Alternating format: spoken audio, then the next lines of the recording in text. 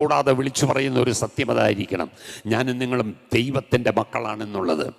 സ്തോത്രം. പിതാക്കന്മാർ നമുക്ക് കാണിച്ച മാതൃകയത. അബ്രഹാമിനെ നോക്കിയിട്ട് ഹിത്യര് പറഞ്ഞതതാ, നീ ദൈവത്തിൻ്റെ ഒരു പ്രഭു എന്നാ പറഞ്ഞത്. കുറഞ്ഞതൊന്നുമല്ല, ഒരു സാധാരണ മനുഷ്യൻ ഒറ്റയ്ക്ക് വീട്ടിൽ നിന്ന് ഇറങ്ങിത്തിരിച്ചവന്. സ്തോത്രം. ദൈവം കൊടുത്ത വാക്തത്വം മാത്രമേ കൈമുതലായിട്ടുള്ളൂ. മതി ദൈവമക്കളെ. സ്തോത്രം. ദൈവം തന്ന വാക്തത്വത്തോട് വിശ്വസ്തത പുലർത്തിയാൽ, ഞാൻ പറയട്ടെ, അബ്രഹാമിനെ കുറിച്ച് പറയുന്നത് അബ്രഹാം വിശ്വസിച്ചനുസരിച്ചു എന്നുള്ളതാണ്. വിശ്വാസത്താൽ അബ്രഹാം തനിക്ക് അവകാശമായി കിട്ടുവാനിരിക്കുന്ന ദേശത്തേക്ക് വിളിക്കപ്പെട്ടാറെ അനുസരിച്ച് എവിടേക്ക് പോകുന്നു എന്നറിയാതെ പുറപ്പെട്ടു എന്നാണ് വിശ്വാസവീരന്മാരുടെ പട്ടികയിൽ എബ്രായ ലേഖനം 11-ാം അധ്യായത്തിൻ്റെ 8-ാം വാക്യത്തിൽ എഴുതിയിരിക്കുന്നത്. സ്തോത്രം. അപ്പോൾ വിശ്വാസത്തിൻ്റെ അകത്ത് എന്തുണ്ട്? ഒരു അനുസരണമുണ്ട്.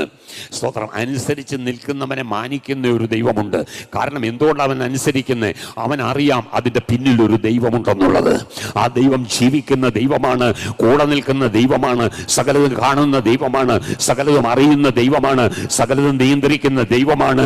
ഇല്ലായ്മയിൽ പോലും ഇല്ലാത്തതിനെ ഉള്ളതിനെ പോലെ വിളിച്ചു വരുത്തുന്ന ദൈവമാ, മരിച്ചവരെ ജീവിപ്പിക്കുന്ന ദൈവമാ. ഈ ദൈവത്തിന് അസാധ്യമായി ഒന്നുമില്ല. Hallelujah, praise God.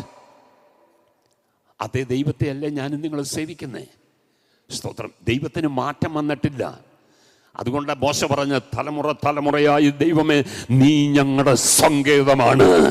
ഹല്ലേലൂയ. മാറ്റം വന്നിട്ടില്ല, മാറ്റം വന്നിട്ടില്ല, മാറ്റം വരത്തില്ല. ദൈവത്തിൻ്റെ പ്രമാണത്തിന് മാറ്റം വന്നിട്ടില്ല.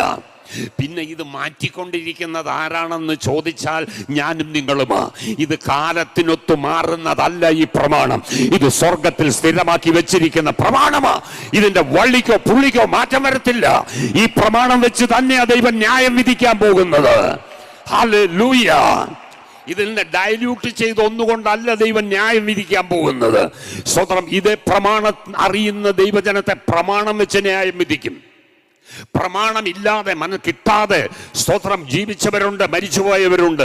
അവരെ സ്വന്തം മനസാക്ഷിയിൽ ദൈവം പ്രമാണം കൊടുത്തിട്ടുണ്ട്.